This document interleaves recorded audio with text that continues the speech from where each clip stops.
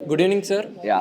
First of all మీరు ఎంపీగా win అయినప్పుడు I really felt very happy because చాలా కాలం తర్వాత ఒక యంగ్ పర్సన్ పాలిటిక్స్లో చూస్తున్నాను. చాలా I felt very happy. Honestly I want to ask you one question sir. ఇప్పటిదాకా మీరు ఎంపీగా చేశారు, ఏం చేయలేదు అనేది ఒక విషయం పక్కన పెడితే, now why are you trying to stand as an urban MLA of Rajahmundry? అంటే సార్ మీరు ఎంపీగా చేసింది మీ దృష్టిలో యూ డిడ్ ది బెస్ట్ అని ఫీల్ అయ్యి ఇంకా ఎమ్మెల్యేగా వెళ్తున్నారా, or what is your motto? Mukunda jewellers తెలంగాణలో మొట్టమొదటి ఫ్యాక్టరీ అవుట్లెట్ మన కొత్తపేటలో ఫిబ్రవరి 14న గొప్ప శుభారంభం. కరెక్ట్ ప్రశ్న అడిగావమ్మా. లోకేష్, యాక్చువల్గా నాకు ఎంపీ ఎమ్మెల్యే రెండు రోల్స్ ఉన్నాయి. ఎంపీ కింద ఉంటే ఢిల్లీలో ఫోకస్ ఎక్కువ ఉంటుంది, గవర్నమెంట్ ఆఫ్ ఇండియా నుంచి ఫండ్స్ ఎక్కువ తీసుకురావచ్చు. ఎమ్మెల్యే కింద ఉంటే మీ అందరితో ఇట్లా యాక్సెస్ ఉంటుంది. సో ఢిల్లీ యాక్సెస్ ఎక్కడ ఏమాత్రం కూడా తగ్గదు. సో ఎమ్మెల్యే కింద ఉంటే సీఎం గారు he has made a choice. So Bharat MLA కింద ఉంటే ప్రజలతో ఇంకా క్లోజ్ అసోసియేషన్ మెయింటైన్ చేస్తున్నాడు. ఇంట్లో ఒక మనిషి కిందన కలివిడిగా వెళ్తున్నాడు కాబట్టి సో భరత్ని ఎమ్మెల్యే చేస్తే బాగుంటుంది అనేది సీఎం గారు ఆలోచన చేశారు. నేను ఊర్లో ఇంకా ఎన్నో మంచి పనులు చేస్తూ ఉన్నాను కదా. సో ఆ మంచి పనులు చేసేది ఇంకా ప్రజలతో బాగా క్లోజ్ అసోసియేషన్ అవుతూ ఇంకా స్టేట్లో ఇంకా ఎన్నో ప్రోగ్రామ్స్ చేయొచ్చు అనే ఉద్దేశంతో ఎమ్మెల్యే కింద తీసుకుంటున్నారేమో అని నేను అనుకుంటున్నాను. సో నా పరిధిలో నేను చేయగలిగే మాక్సిమం థింగ్స్ చేస్తూ ఉన్నాను. So not only education, not only health, ఇవన్నీ చెప్పి మీరు ఈసారి ఓట్లు అడుగుదాం అనుకుంటున్నారా? 100% అండి. ఒక ఎంపీగా మీరు చెప్పినవన్నీ చేసేసినట్టు పోర్ట్రే చేసుకోవచ్చా దీన్ని? ఏ మనిషి అయినా కానీ 100కి 100 మార్కులు వేసుకోలేడు.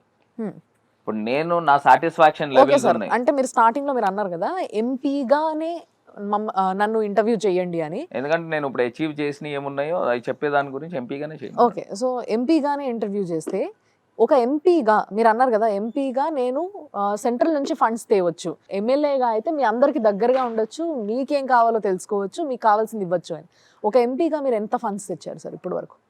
ఇప్పుడు దాకా మీరు క్యాలిక్యులేట్ చేసుకుంటే మీరు పర్సనల్గా ఏదైతే ఇప్పుడు మీరు మెడికల్ కాలేజ్ ఇవన్నీ చెప్పకండి, ఎందుకంటే అవన్నీ ఆటోమేటిక్గా వస్తాయి. అది మీరు భరత్ ఉన్నా, శరత్ ఉన్నా, రమేష్ ఉన్నా వస్తాయి. రాదు ఎందుకు వస్తుంది? డెఫినెట్లీ వస్తాయి సార్. ఇప్పుడు మోరంపూడి ఫ్లైఓవర్ వస్తుందా సార్? అదే అంటున్నాను, హాస్పిటల్ వస్తుందా? అదే అంటున్నా, మళ్ళీ వచ్చే వాటి గురించి నేను అది కూడా చెప్తాను. ఇప్పుడు మెడికల్ కాలేజ్ ని నేను మానిటర్ చేసుకోలేదు అనుకోండి, అది ఈ సంవత్సరం అవచ్చు, వచ్చే సంవత్సరం అవచ్చు, లేదా 5 ఏళ్ళ తర్వాత అయినా అవచ్చు. మరి నేను మానిటర్ చేసుకున్నాను. ఇప్పుడు మొత్తం అన్ని కూడా నేనే సింగిల్ మ్యాన్ అక్కడ పవర్ సెంటర్ అని నేను చెప్పట్లా. Collective efforts. Being an MP, ఒక ఎంపీగా మనం ఉన్నప్పుడు, మన వాయిస్ రేస్ చేసినప్పుడు, మన రాష్ట్రానికి ఇప్పుడు వరకు ఎవ్వరు గుర్తించింది మీ నియోజకవర్గానికి ఏం కావాలో అది గొంతెత్తి చెప్పగలగాలి, అడగగలగాలి, వాళ్ళని కన్విన్స్ చేసి తెచ్చుకోగలగాలి.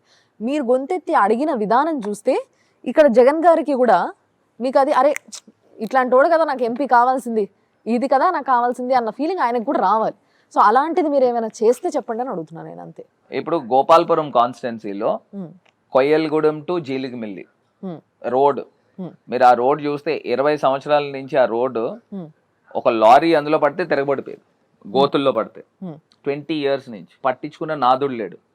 నేను ఎంపీ అయిన తర్వాత 200 కోట్ల రూపాయలు ఆ రోడ్ కాస్టింగ్. సో 100 crores దాటితే it has to go to the board. So నేనేం చేసినాను, దాన్ని 100 కోట్ల కింద 2 ప్యాకేజెస్ కింద తీసుకుని 98 crores ఒకటి, 87 crores ఒకటి, అట్లా బోర్డుకి వెళ్లకుండా, బోర్డుకి వెళ్తే శాంక్షన్ అవుతుందో లేదో తెలియదు, డిపెండ్స్. సో దాన్ని అట్లా విడగొట్టి దాన్ని ఆ ప్యాకేజెస్ ని చేయించి అది శాంక్షన్ తీసుకొచ్చా. ఫస్ట్ 98 crores అనేది నా పార్లమెంట్ పరిధిలో, దాని తర్వాత 87 crores అనేది ఏలూరు పార్లమెంట్ పరిధిలో, అది కూడా తీసుకుని వచ్చాం. కంప్లీషన్ అయితే కావాలి కదా. So that is my credit, నేను తీసుకుని వచ్చాను.